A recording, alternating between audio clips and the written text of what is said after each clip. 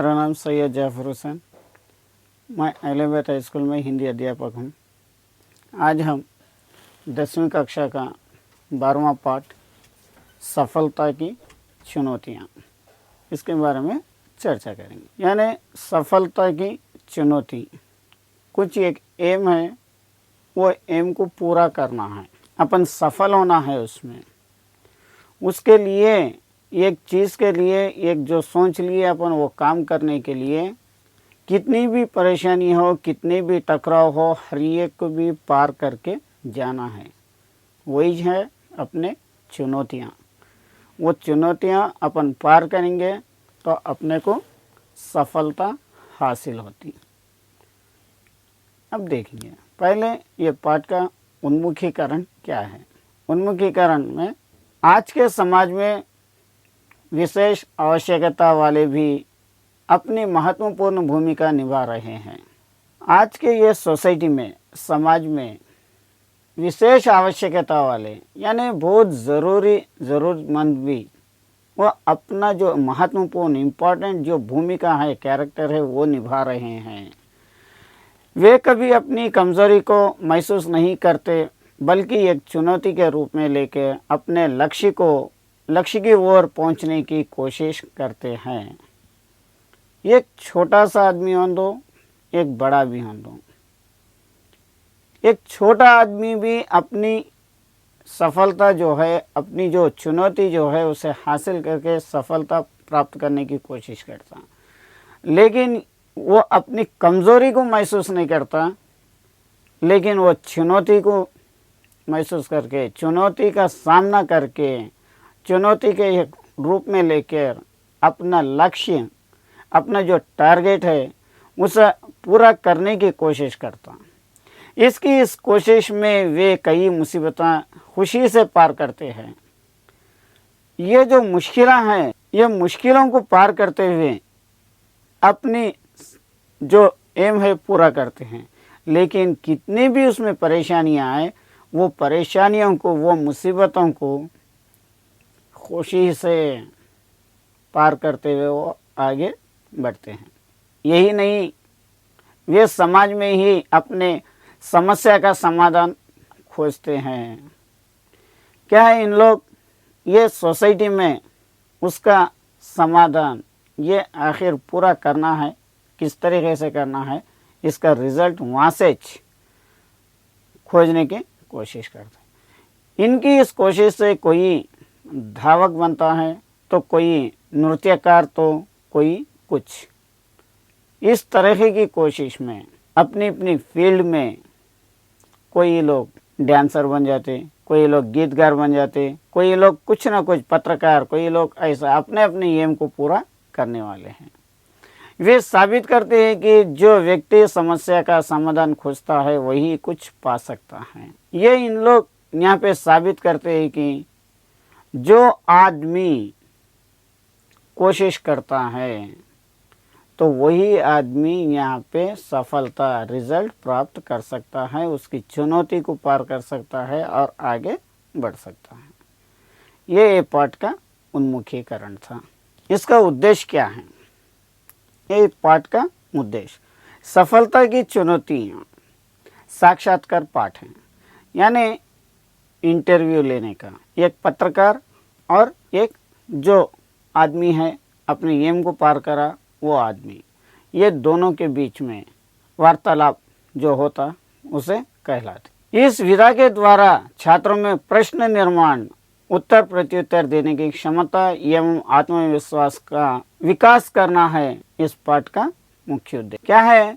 इस तरीके से ये पाठ के जरिए से ये यहाँ पे क्या उद्देश्य मिल रहा है बोले तो, छात्रों में, जो स्टूडेंट्स में क्वेश्चंस कैसा तैयार करना, उसके आंसर्स कैसा मिलते हैं, उत्तर प्रत्युत्तर और प्रश्न का निर्माण कैसा होता, क्वेश्चंस कैसा बना सकते हैं, किस तरीके से सवाल कर सकते हैं, ये बच्चों में डेवलप होता।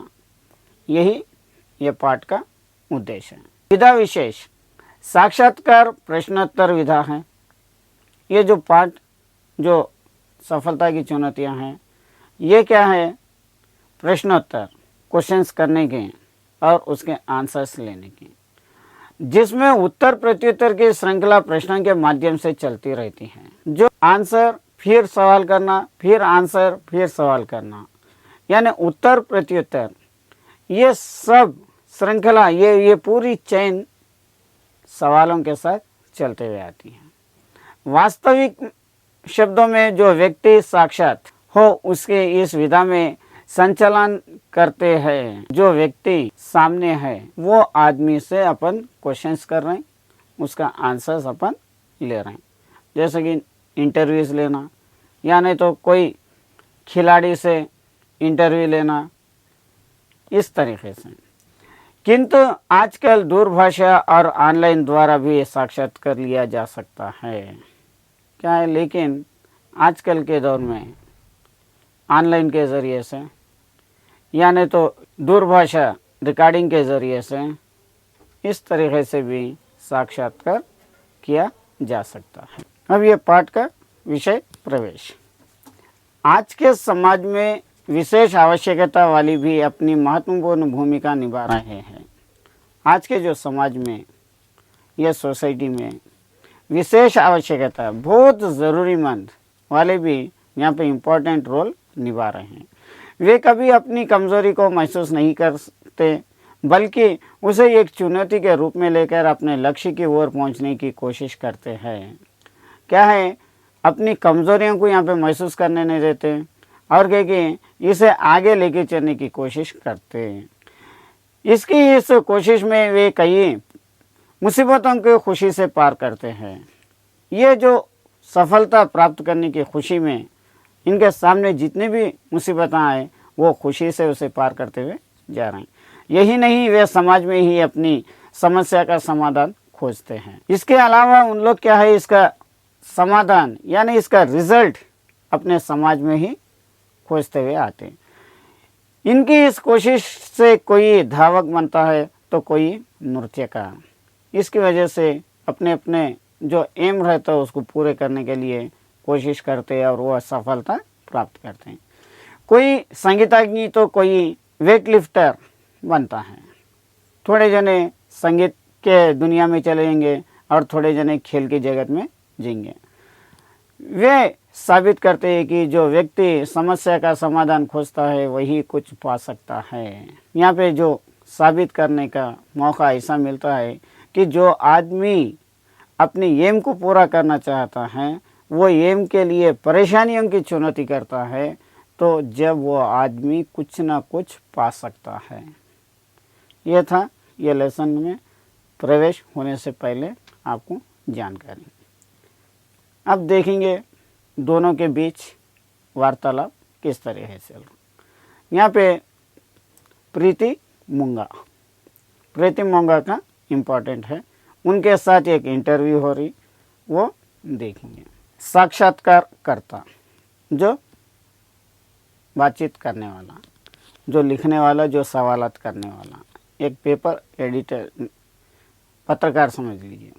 प्रीति जी नमस्कार, देखिए हम समय पर आ गए हैं, आपसे बातचीत करना है। प्रीति जी, अभी मैं बताएंगी प्रीति मुंगा से यहाँ पे बातचीत हो रही, इसलिए प्रीति जी नमस्कार, हम लोग टाइम पे आपके पास आ गए और पहुँच गए, आपसे बातचीत करना है। प्रीति मुंगा हंसते हुए नमस्कार नमस्कार, बैठिए, मैं अभी आई। भीतर से मिक्सी चलाने की आवाज़। क्या है, अंदर चूल्हे के ने कुछ काम करते हुए मिक्सी ग्राइंडिंग करते हुए थी। उन्हें उसके उत्तर में हंसते हुए नमस्कार का उत्तर देते हुए बोली, आप बैठिए, मैं अभी आ रही हूँ। साक्षात्कारकर्ता यानी रिपोर्टर मन में, अरे मुझे तो कहा कि समय का बहुत ध्यान रखती हूँ, कहाँ रही गई प्रीति जी? आप तो मुझसे बोल रहे थे कि मैं टाइम की पाबंदी करती हूँ, लेकिन टाइम तो हो गया, हम आ गए, टाइम पे हम आ गए, फिर आप नहीं आए। ट्रे में 2 गिलास लिए प्रीति जी का प्रवेश। यहाँ पे प्रीति जी एंट्री मार रहे हैं कि 2 गिलास हाथ में लेके। प्रीति मुंगा मेज पर गिलास रखते हुए, बाहर बहुत गर्मी है, लीजिए, पहले थोड़ा जूस पीजिए। बाहर से आप लोग आए हुए हैं, बहुत गर्मी है, पहले तो आप लोग जूस पी लीजिए, बाद में बातचीत। साक्षात्कारकर्ता आश्चर्यचकित भाव से उनकी आंखों की ओर देखते हुए, प्रीति जी ये क्या? उन्हें एकदम परेशान होते हुए सवाल करता, प्रीति जी ये क्या है? प्रीति मंगा, मैं अपना सब काम स्वयं करती हूँ, काम भी अच्छा होता है और आनंद भी आता है। मैं अपना काम अपने खुद ही से कर ले रही हूँ और इसलिए काम भी मुझे अच्छा होता है और अच्छा महसूस होता है। चलो अब कुछ बातचीत का सिलसिला आगे बढ़ाएं। चलिए अब बातचीत क्या है तो कर लेंगे। साक्षात्कारकर्ता, प्रीति जी आप दृष्टिहीन होते हुए भी एक सफल महिला मानी जाती है। आप ब्लाइंड होते हुए, अंधे होते हुए भी एक सफल महिला माने जाते हैं। सफलता या कामयाबी को आप किस अर्थ में लेती है? ये जो सफलता है, ये जो आपकी कामयाबी है, इसका मतलब आप किस रूप में ले रही हैं? आप तो अंधे हैं लेकिन अपना काम आप कर ले रही, तो इसका सफलता, इसका राज क्या है? मेरे लिए कामयाबी का अर्थ है सबसे ज्यादा चुनौतियों का सामना करना। इसके उत्तर में प्रीति मंगा बोल रही, मेरे लिए कामयाबी का अर्थ है, मीनिंग है, यानी जो मैं चीज़ हासिल कर रही हूँ उसका मीनिंग है सबसे ज़्यादा चुनौतियों का सामना करना। जिसने सबसे ज़्यादा असफलताओं का सामना किया हो, जिसने सबसे अधिक चुनौतियों को स्वीकार हो और संघर्ष कर उन पर विजय पाई हो, वही व्यक्ति सफल कहलाने का अधिकारी है। जो आदमी सबसे ज़्यादा असफलताओं का सामना किया, यानी जो काम करने के लिए उन्होंने असफल रहा, उसका सामना करना और उससे ज़्यादा भी चुनौतियों को स्वीकार करना। असफल हुआ बोल के ये काम छोड़ना नहीं है, लेकिन उसे हासिल करने के लिए उसकी चुनौतियों को स्वीकार करना। ये चुनौतियों की स्वीकार करने के संघर्ष में, ये लड़ाई में उन्होंने जीत हासिल करना, वही व्यक्ति कहलाता है कि वो व्यक्ति सफल व्यक्ति है। मैं तो अभी रास्ते में ही हूँ, मेरे सामने अनगिनत चुनौतियाँ हैं। मैं तो अभी आधे रास्ते पे हूँ, मैं अभी मैं रास्ते पे हूँ, मैं चुनौतियाँ स्वीकार कर रही हूँ मैं, और मेरे सामने अनगिनत अभी हिसाब नहीं है मेरे सामने कितनी चुनौतियाँ हैं, उसका सामना करना है। साक्षात्कारकर्ता, किसी कार्य में असफल होने पर आपको कैसा लगा है? फिर इन्होंने सवाल कर रहा कि अगर से आप कोई काम में असफल हो गए, यानी कामयाबी हासिल नहीं करें, तो आपको कैसा लग रहा? तो उसके उत्तर में प्रीति मंगा, चलते समय रास्ते में गड्ढे आते हैं, गिरने पर किसी की सहायता से उठूंगी, पर अगली बार रास्ता बदलाऊंगी और खुद उठूंगी। एक एग्जाम्पल मैं उन्हें बता रही कि चलते वक्त रास्ते में कई सारे गड्ढे आते रहते, पैर फिसल के गिर जाते, किसी के सहारे से हम मुड़ जाते। यानी कोई काम अपने को परेशानी का आया तो किसी की मदद लेके उसको हासिल कर लेते, लेकिन दूसरी बार वो रास्ता बदल के अपने खुद ही से उठ जाएंगे। दूसरी बार अगर से वही परेशानी आई तो उसको हटाते हुए रास्ता बदल के, लेकिन वो रास्ते को और अपने खुद ही से हासिल करेंगे। असफलताएं हमें उठाने के लिए है। जो असफलता है, जो जीत हासिल नहीं करें, वो क्या है? अपने को एंकरेज करने के लिए, अपने को उठाने के लिए है। यदि यही सोचते रहे कि गाड़ी जैसे चल रही है चलती रहे, तो कभी सफलता नहीं पा सकते। अगर से आप सोचते रहेंगे कि ये गाड़ी जैसा चल रही है वैसे चलने दो, इसको हासिल करने की ज़रूरत नहीं है, बस यहाँ तक रोक देंगे, तो जब आप वो सफलता प्राप्त नहीं कर सकते। इसलिए आपको ये गढ़ों का उसका उदाहरण क्या है? आप गिरे लेकिन एक की सहायता से आप उठे, तो दूसरी बार वो रास्ता चेंज करके गए तो आप सफलता प्राप्त करें। उसी तरीके से आप अगर से एक चुनौती स्वीकार करें, वो पहली बार हासिल नहीं करे, दूसरों के सहाय से हासिल कर सके, तो फिर दूसरी बार आप उसे हासिल करने की, अपनी खुद ही से हासिल करने की कोशिश कर सकते हैं। अगर से जाने दो बोल के अगर से वो चीज़ छोड़ दिए तो आप ज़िंदगी में सफल नहीं हो सकते।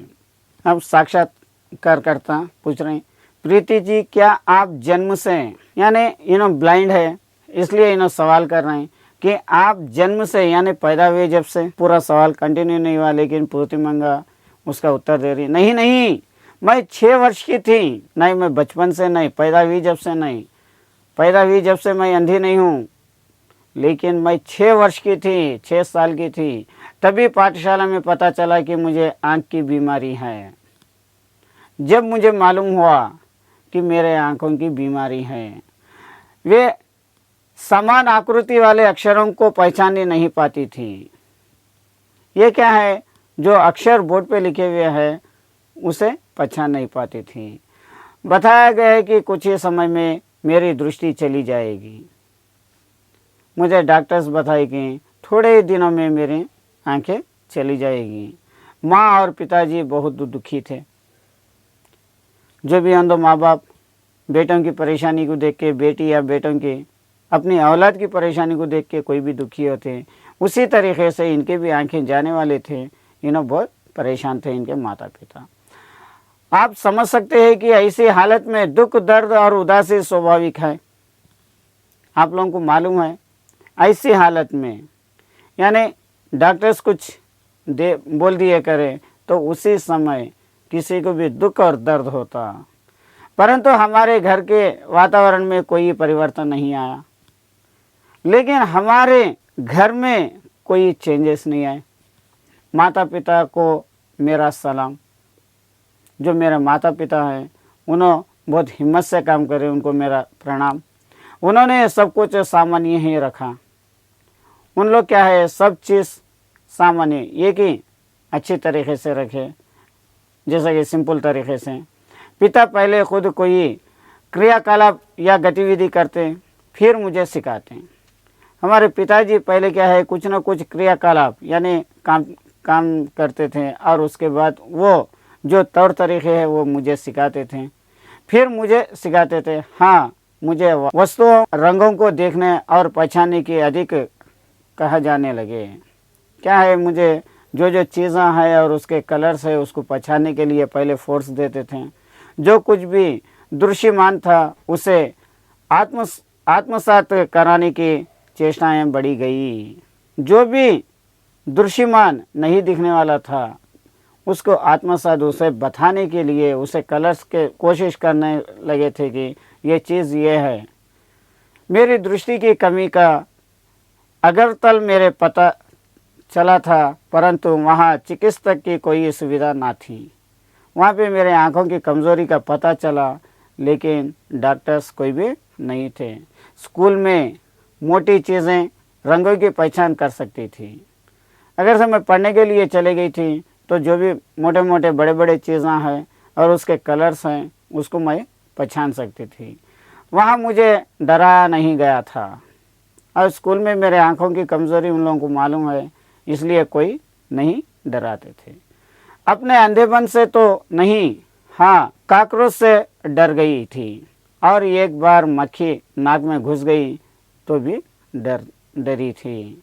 क्या है, मुझे अंधेपन से तो डर नहीं था, लेकिन एक बार मैं कॉकरोच से डर गई थी। ये प्रीति मंगा साक्षात्कारकर्ता से कह रही थी। अब साक्षात्कारकर्ता, आपकी पढ़ाई का क्या हुआ? ठीक है, आप तो अंधे हो गए, आप पहचान नहीं सक रहे थे, अब बताइए आपकी पढ़ाई का क्या हुआ? अब प्रीति मंगा का उत्तर, पिता का तबादला होने पर हम दिल्ली आ गए। हमारे पिताजी का ट्रांसफ़र हो गया, हम दिल्ली आ गए। 8वीं कक्षा तक विद्यालय के आयरिश नन ने बहुत सहायता की। 8वीं क्लास तक आयरिश नन है, उन्हें मेरे साथ बहुत हेल्प करें। ज़ुबानी गणित में अच्छा कर लेती थी। अलजेब्रा मेरे लिए चुनौती था। जो गणित मैथ्स है ज़ुबानी कर लेती थी, लेकिन अलजेब्रा जो है मेरे लिए बहुत चुनौती था। अब भी अच्छा नहीं लगता। अभी भी ऑन दो अलजेब्रा मुझे अच्छा नहीं लगता। मैं सीनियर कैम्ब्रिज उसी विद्यालय में करना चाहती थी। मैं कैम्ब्रिज यूनिवर्सिटी में पढ़ना चाहती थी सीनियर, परंतु अपने नन अध्यापक के जाने के बाद मुझे किसी अन्य विद्यालय से शिक्षा प्राप्त करने के लिए कहा गया।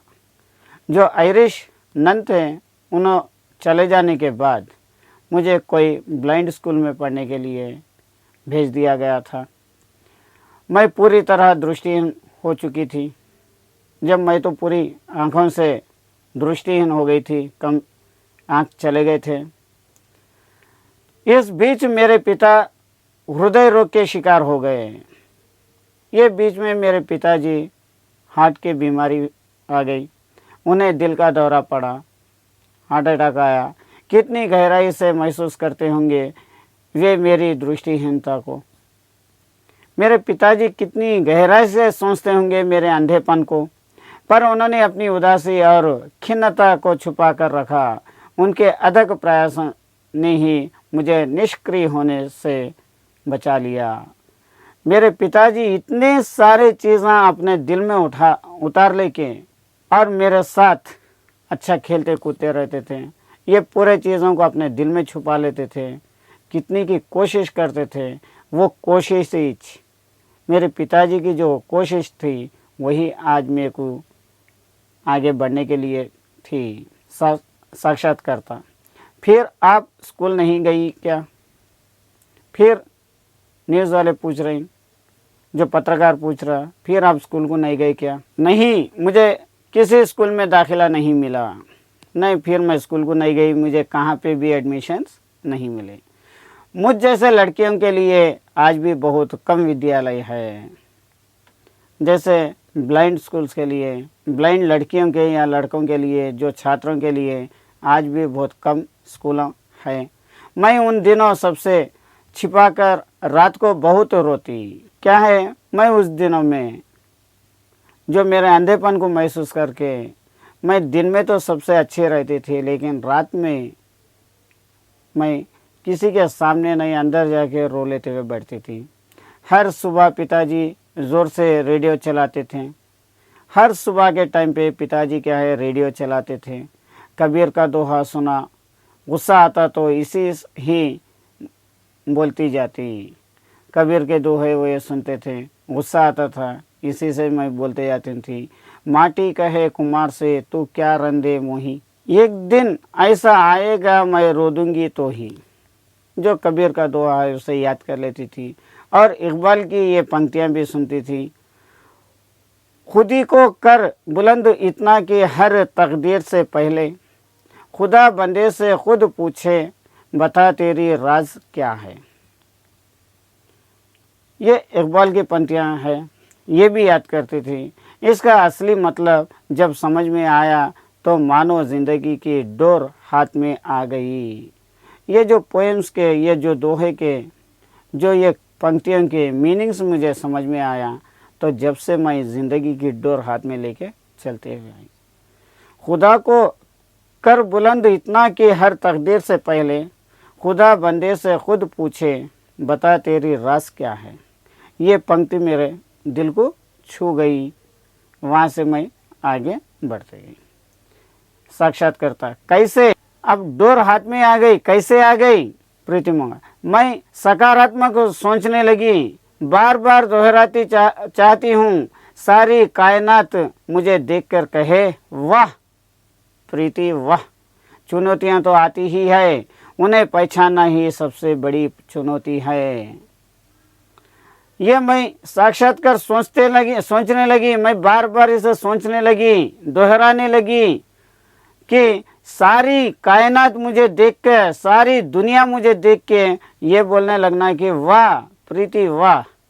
चुनौतियां तो सबके लिए आते हैं, लेकिन वो चुनौतियों को पहचान के उसका सामना करना है। ये आपने किया। बहुत सारे आनंद है जो मैं हरदम महसूस करती हूँ, बहुत सारे खुशियाँ हैं मैं हरदम हर वक्त इसे महसूस करती हूँ। मेरे पास 2 कान, नाक, उंगलियां अर्थात श्रावण, गंध, स्पर्श आदि के सभी क्षमताएं हैं। क्या मेरे पास क्या नहीं है? 2 कान भी है, सुनने के लिए कान है, नाक है और उंगलियां है, और आवाज़ सुनने के लिए काना भी है, श्रावण बात करने की चीज़ है, और गंध, स्पर्श, छींके हर एक चीज़ को भी पहचानने के हैं।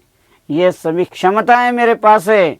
ये तो दृष्टिहीन नहीं, सिर्फ मैं आँखों से दृष्टिहीन हूँ, ये पूरे चीज़ें मेरे तो दृष्टिहीन नहीं है। ये समझ आता ही सब सरल हो गया। ये चीज़ें मैं महसूस करने के बाद सब आसानी हो गई। मुझे रोटी बनाना सिखाया गया, मुझे पकवान कराना सिखाया गया। मेरी माँ अपने आप को कुर्सी से बांध कर बैठे रहती कि चाहे हाथ जले चाहे रोटी, पर रसोई में मदद करने नहीं आऊँगी। क्या है, मेरी माँ कुर्सी डाले के बैठती थी, हाथ जलते क्या आएगी बोल के, चाहे रोटी, पर रसोई में मदद करने नहीं आऊँगी। बस मेरे दृष्टिहीन की दीवार टूट गई। क्या है, मैं तो मदद करने के लिए नहीं आती, तो रोटियां सेकना है, रोटियां डालना है, हाथ नहीं जलना है, इस तरीके से मेरे को बोलते थे। यही मेरे को दृष्टिहीनता, जो आंखों की जो रोशनी चले गई, लेकिन ये दृष्टिहीनता मेरे को दूर होते हुए गई, वहाँ से मैं आगे बढ़ते गई। साक्षात्कारता, आप दृष्टिहीन हो वाली सफ़ेद छड़ी का तो प्रयोग करती है। पत्रकार पूछ रहे हैं, आप तो दृष्टिहीन वालों के सफ़ेद छड़ियाँ लकड़ियाँ रहते, उसका तो इस्तेमाल कर रहे हैं ना। हाँ, सफ़ेद छड़ी में कंपन शक्ति होती है, जो ये छड़ी है उसमें खींचने की शक्ति होती है। इसके अतिरिक्त जैसा कि मैंने पहले कहा, स्पर्श, श्रावण, स्वाद, गंध ऐसी शक्तियाँ हैं जो मस्तिष्क से जुड़ी है। जो दूसरे चीज़ें मैं अभी बताई थी कि स्पर्श छीने से, श्रावण सुनने से, स्वाद मज़ा लेने से, ये सब सारे चीज़ें दिमाग से जुड़े हुए हैं। वहाँ मुझसे कोई कमी नहीं है, ये दिमाग से तो मुझे कोई कमी नहीं है, सिर्फ आँखों से कमी है। ये सारे चीज़ों से मुझे कमी नहीं है, सिर्फ देखने से मुझे कमी है। यदि इन्हें मौका दे तो ये हमें आगे पहुंचा सकती है। अगर से ये सारे चीज़ों को अपन एक मौका दिए, एक अवसर दिए, तो ये चीज़ें अपने को आगे लेके जा सकती। आत्मविश्वास आ जाने पर सब कुछ सरल और सुलभ हो जाता है। अगर से आत्मविश्वास, एक भरोसा आ गया, तो ये चीज़ें पूरे आसानी से और आसान तरीके से इसे निपटा जा सकते हैं। मैं कई काम धंधों से जुड़ी हूँ, मैं कई काम धंधों से जुड़ी हुई हूँ, उन्हें खुद चलाती हूँ। वो जो काम धंधे हैं मेरे, वो मैं खुद चलाती हूँ। महिलाएं और विकलांगों के सिखाती हूँ कि आत्मविश्वास के बल पर ही आगे बढ़ो, और महिलाओं को मैं सिखाती हूँ कि अपने आत्मविश्वास पे, अपने भरोसे पर ही आगे बढ़ना है। किसी के आगे हाथ मत फैलाओ, किसी के भी आगे आप हाथ फैलाने की ज़रूरत नहीं है। साक्षात्कारकर्ता, आपकी और रुचियाँ क्या है? इसके अलावा आपकी और ख्वाहिशां क्या है? प्रीतिमंगा, खाना पीना, गप्पे मारना, काम करना, नशे की तरह, यानी एक नशा जैसा रहता, उसी तरीके से मेरे को आदत क्या है? खाना पीना है, गप्पे मारना है और काम करना है। संगीत तो है ही, मन को शांति मिलती है इससे, और मैं खूब पढ़ती हूँ। क्या है? संगीत, जो म्यूज़िक है, ये तो मुझे मन की शांति मिलती है और मैं आगे भी बढ़ती हूँ। जीवनियाँ, आत्मकथाएँ, उपन्यास, विज्ञान, सब कुछ, किसी की भी ऑटोबायोग्राफियाँ, किसी के भी ज़िंदगियों के बारे में, और कुछ उपन्यास, नॉवेल्स के बारे में और साइंस के बारे में, ये सब कुछ मैं पढ़ते हुए आती हूँ। साक्षात्कारकर्ता यानी पत्रकार, आश्चर्य से, पर कैसे? आपके आदर्श कौन थे? पर ये सब कैसे कर सकते हैं? आपके आदर्श, आपको रास्ता बताने वाले कौन थे? प्रीतिमंगा, कंप्यूटर पर मैं हेलन केलर की बहुत आभारी हूँ जिन्होंने दृष्टिहीनों के लिए पढ़ना लिखना सुलभ कर दिया। कंप्यूटर से करती थी मैं। जो हेलन केलर है उनको मैं बहुत बड़े आभार हूँ। उन्होंने क्या है, दृष्टिहीन यानी अंधे लोगों को पढ़ने लिखने के लिए बहुत अच्छे काम कर दिए, आसानी तरीके से पढ़ने के लिए करा। मैं गीत और सुखमनी साहब का पाठ पढ़ लेती हूँ। मैं क्या है, गीत और सुखमनी साहब के पाठ जो है वो भी पढ़ लेती हूँ। परिवार हमेशा मेरे साथ रहा है, जो मेरी फैमिली है हमेशा मेरे साथ थे। पिता ने सिखाया अपने से नीचे देखेंगे तो सुखी रहेंगे। क्या है, मेरे पिताजी सिखाए अपना काम अपन ही कर लेंगे तो अपन सुखी रहेंगे। तुम्हारे पास सब कुछ है, तुम्हारे पास हर एक चीज़ भी है, पशु पक्षी पेड़ पौधे पूरी प्रकृति, क्या ये कम आदर्श है सुखमय जीवन जीने के लिए? पशु पक्षियाँ हैं, पेड़ पौधे हैं, पूरी प्रकृति, कल्चर पूरा अपने साथ है, नेचर पूरा अपने साथ है, नेचुरल के जो चीज़ें हैं ये पूरे हमारे साथ हैं। बस ये अपना आदर्श है और क्या होना है। मैं किसी पर बोझ नहीं, मैं किसी के पर भी डिपेंड होके नहीं, स्वयं कमाती हूँ। मैं अपने खुद ही से मैं कमा लेती हूँ। मेरे पति हैं जो हर तरह से मेरे जीवन साथी है। मेरे जो पति हैं उन्हें भी हर तरीक़े से मेरे को साथ लेके चलते। बच्चे हैं और है एक नाती जो कहता है, नानी आप मुझसे टकराती क्यों है?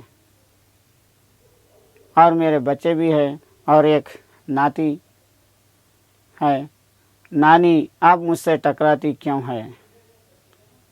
तो ये साक्षात्कार करता। आप हमारे बच्चों को क्या संदेश देना चाहते हैं? अब पत्रकार पूछ रहे हैं, आप अपने बच्चों, हमारे बच्चों के लिए, सब बच्चों के लिए क्या मैसेज देना चाह रहे हैं, क्या संदेश देना चाह रहे हैं? प्रतिमंगा, हर काम को सच्चाई, ईमानदारी और खुशी से करो। जो भी काम आप लोग कर रहे हैं वह सच्चाई से करिए, ईमानदारी से करिए और खुशी से करिए। खुशियों का हाथ पकड़ो तो और मिलेंगे। आप अगर से खुशियों का हाथ पकड़ेंगे यानी खुशियों से रहेंगे तो और आपको आगे खुशियाँ मिलते रहेंगे। अपने सपनों को हकीकत में बदलो। आप जो ख्वाबान देख रहे हैं, मैं ये करूँगा वो करूँगा बोल के, उसको हकीकत में बदलो। जहाँ भी जाओ वहाँ से कुछ लेके आओ, सीख कर आओ। आप जहाँ पे भी जाओ कुछ ना कुछ एक चीज़ को हासिल करके आओ, वहाँ से सीख के आओ। जिस दिन सीखना छोड़ देगा वही दिन तुम्हारा पतन का होगा। जिस दिन आप जो भी चीज़ सीखना है सीखना छोड़ देंगे उस दिन से समझ लो आप पतन, नाश में आ जा रहे हैं, नष्ट होते हुए आ रहे हैं। अपने सीखने के दरवाजे खुले रखो। जो आप सीखना है वो दरवाजे खुले रखो। हर एक चीज़ सीखने की कोशिश करो, उसे नष्ट करने की कोशिश मत करो। इसलिए हमेशा दरवाजे खुले रखो आप सीखने के। हाँ, विकलांगों को स्वयं आगे बढ़ने दो। हाँ, जो भी कमज़ोर आदमी है, विकलांग है, उसको आगे बढ़ने दो। उनके पास असीम शक्तियाँ हैं, उनके पास बहुत सारे ताकत है, शक्तियाँ हैं। काम अपने आप में एक ऐसी अद्भुत शक्ति है। काम जो है वो क्या है, अपने आप में एक शक्ति भरी हुई है, ताकत भरी हुई है। उन लोगों में जुस्तजू लाने दो जो सफलता को बांध कर ले आती है। जो वो ताकत है जो अपनी कमज़ोरी को उभार के लेके आती है और उसे सफलता जीत हासिल करने के लिए लेके जाती है।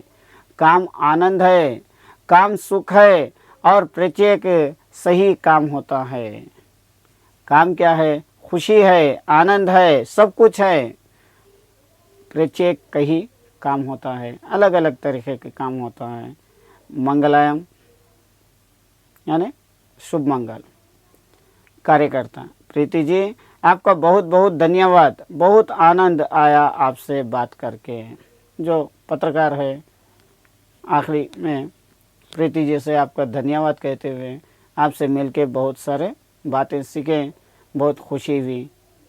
बहुत आनंद आया। यहाँ पे सफलता की चुनौती, यानी कोई भी चुनौती है उसे स्वीकार करना है, वो चुनौती को आगे बढ़ाना है, वो चुनौती को हासिल करने के लिए जाना है, जब भी अपन सफलता प्राप्त कर सकते हैं। कोई एक चीज़ अपने से नहीं होती बल्कि वो चीज़ को छोड़ना नहीं है। वो चीज़ क्यों नहीं होती, उसे हासिल करना है। ये चीज़ मुझे क्यों नहीं आती, दूसरों को क्यों आती, मैं भी ये चीज़ करके रहूँगा, मैं भी सीखूँगा, मैं भी ये काम करूँगा, मैं ये भी सीखूँगा और दूसरों को भी सहायता करूँगा। ये चीज़ आप में भरे हुए रहना है, जब भी आप सफलता प्राप्त कर सकते हैं, वरना आप सफलता प्राप्त नहीं कर सकते।